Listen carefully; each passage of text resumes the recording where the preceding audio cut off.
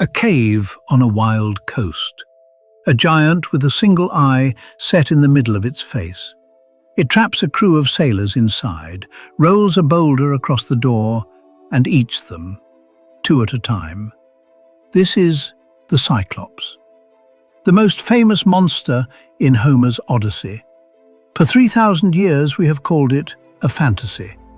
But the people who first told this story were pulling skulls out of the ground. Skulls the size of a man's chest, each one with a single gaping socket in the center of the face. They were not inventing a monster. They were trying to explain one. In the Odyssey, Odysseus is trapped by the Cyclops Polyphemus, a giant shepherd living in a cave with one eye and a taste for human flesh. Odysseus blinds that single eye with a burning stake and rides out under the belly of a ram. It sounds like pure invention. There is no such animal. No one-eyed giants walk the Mediterranean. And yet the Greeks did not put Polyphemus in a dreamland. They placed him on a real island, one they sailed to and settled, Sicily.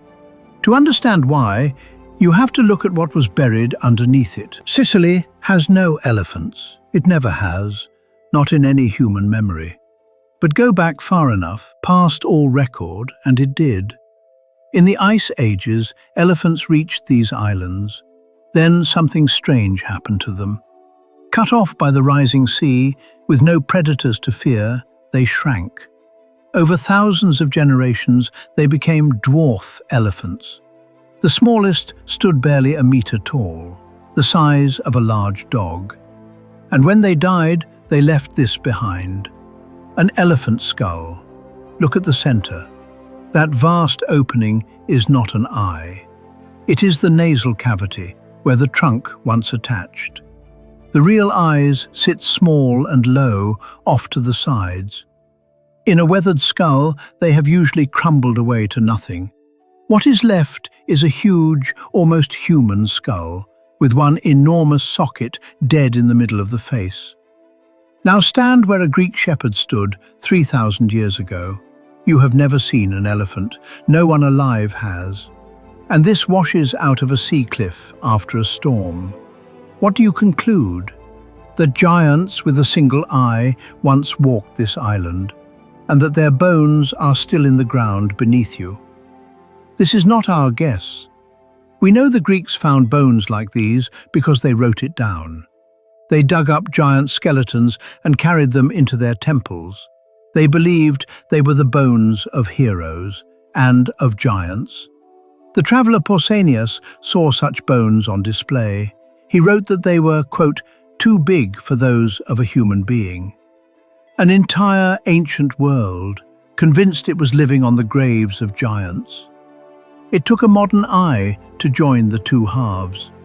The islands thickest with Cyclops legend are the same islands thick with dwarf elephant bone.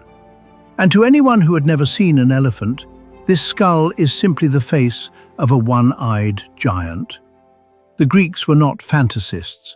They were the first fossil hunters, reading real bones and reaching the wrong but reasonable conclusion. So, was the Cyclops real? Not as a monster, but the skull was real, the fear was real, and the location was exactly right. Polyphemus lived on Sicily, the island with the densest bone beds of all. We cannot prove that Homer ever held one of these skulls. We cannot put the fossil in the poet's lap. But we know the Greeks read these bones as one-eyed giants. The Cyclops was not conjured out of nothing. It was a real thing misread, a monster built from the memory of a bone. And that changes how you read the rest of the Odyssey. Because if the most famous monster in the story was a real thing, misunderstood, what about the others? The witch, the sirens, the whirlpool that swallowed whole ships. One of them is not a bone in a cave. It is a stretch of water you can still stand beside today. And it still kills. Subscribe. Next we find out if the monsters of the Odyssey were real.